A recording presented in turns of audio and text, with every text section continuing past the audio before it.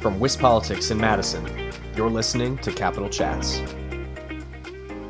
Hello, everybody. This is Kate Morton with WisPolitics, here with the Capital Chats podcast brought to you by Spectrum. Today, I'll be sharing an interview with former Assembly Majority Leader Jim Steineke. He is currently the chair of RightCount Wisconsin, which is a group dedicated to boosting faith in elections. Here's what he had to say. All right, thanks, Jim, for joining me on the podcast today. I think to get us started off, I just want to talk a little bit about RightCount, which you're the chair of in Wisconsin. Could you just tell me a little bit more about the group and what you guys are trying to do in Wisconsin? Yeah, RightCount is an organization that is trying to restore confidence in elections, not only in Wisconsin, but across the country.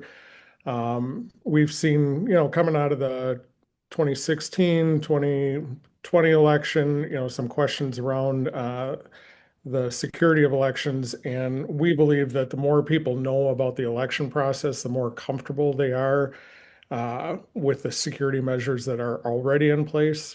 But we also advocate for some changes to help improve the system and make things run even more efficiently. So it's really about uplifting everyday Wisconsinites' voices to help others in Wisconsin feel comfortable with the security surrounding elections here in our state. Yes, you mentioned some of the changes that you guys would advocate for. Could you give me a couple examples? Yeah, I think Monday count is, or the Monday processing bill is a big part of that. We've seen in election after election, people are confused because they go to bed with one set of numbers that they've heard reported, and then the next morning comes and they hear about this massive swing in the vote totals. And really what that boils down to is just the fact that we don't allow these clerks to process ballots prior to election day. And by processing them, we're not tabulating, we're not counting, we're advocating for them to be able to process the envelopes to make sure that they're ready for count on election day to help speed up the process and get the vote totals in sooner. Yeah, are there any other big election administration changes that you would like to see? No, I think the biggest thing is we just want to make sure that people are aware of the security measures in place currently, because I think there's a lot of confusion amongst the public about what security measures are in place. I remember after the 2020 election when I was still in office, we had a lot of people calling my office and saying that the machines were hooked up to the internet or that there wasn't a paper trail for every ballot. And these things are just false. And I think the more people know, the more confident they'll be in our elections. Yeah, that's actually one of the things that I wanted to ask you about. You're the former Assembly Majority Leader. I'm sure you've heard plenty from constituents about elections. What are some of the biggest issues that you think undermine trust in elections, or maybe that voters need to learn about? I think it's a lot of it has to do with just plain misinformation, whether it's coming from national folks, the talking heads, the pundits, the analysts that derive their business model off of dividing people and getting people riled up. They spread a lot of misinformation, and then that trickles down, and people just don't know what to believe, and who can blame them?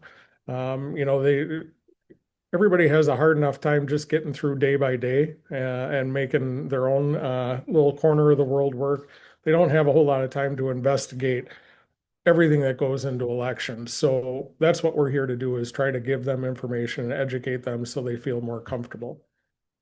Okay, so I guess going into the midterm elections, what are some of the biggest goals for Right Count when it comes to voter confidence?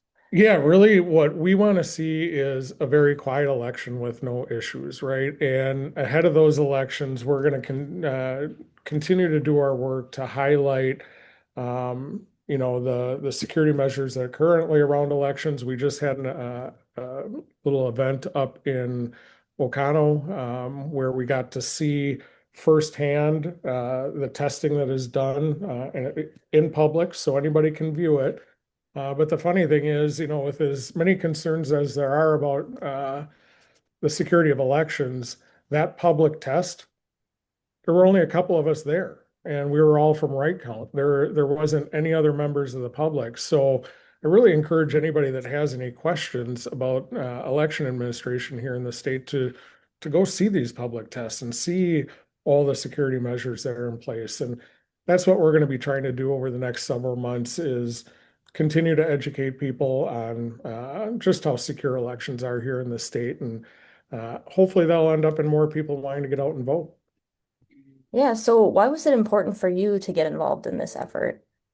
I just truly believe in our process of elections. I believe in this country and what it was founded upon. This is why I ran for office to really help move the country, not only the state, but the country forward. And, these questions about elections, that really hits at the very foundation of our nation. And if people don't have trust in our elections, they can't trust our system as a whole. They'll see people as being elected illegitimately. And that's a real dire problem for our country if that metastasizes and starts to grow even more. We saw it on steroids after the 2020 election. Things started to calm down a little bit. Faith in elections was coming back in 2024, and now we're starting to see a little dip again with the perception of the security around elections. So we really need to get out there and do the hard work of educating voters.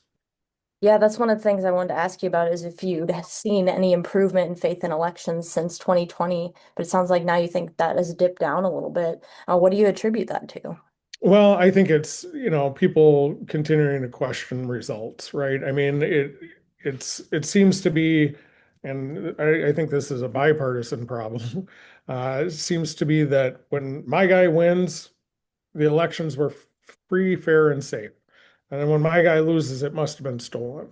And I think that we just have to realize as people that are involved in politics that you're going to win some elections, and you're going to lose some elections. It doesn't mean that anything was rigged or stolen or anything like that. And, this dates back to George Bush and Al Gore and Trump and Clinton. And then, going forward, it's just a slow eroding of the confidence in our elections. And it's a scary thing. We're still in a much better place than we were in 2020, but we've got more work to do. Yeah, how do you think things have improved since then?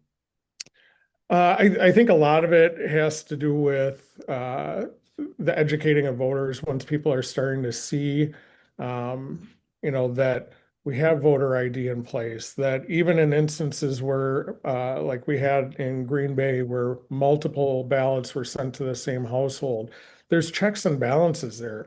So those ballots all have a barcode and they can't both be recorded. So the clerks understand that even when there are errors in Wisconsin, we have more than 1,800, I believe, voting centers.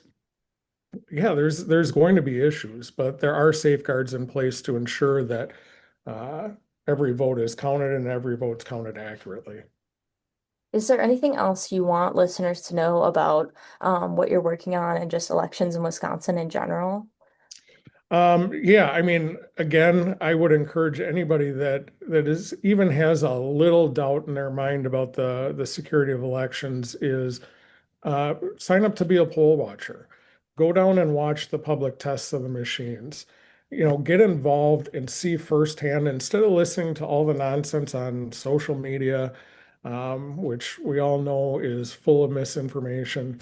Get out there and see it for yourself, and then talk to your neighbors about what you saw and why you believe elections are safe and secure here in the state. Because again, this is the foundation of our nation, and we have to not only protect our votes, but then have faith in the results. And whoever wins wins, and whoever loses loses. And hopefully, in the future, we'll have people that will accept the results, no matter which way they fall.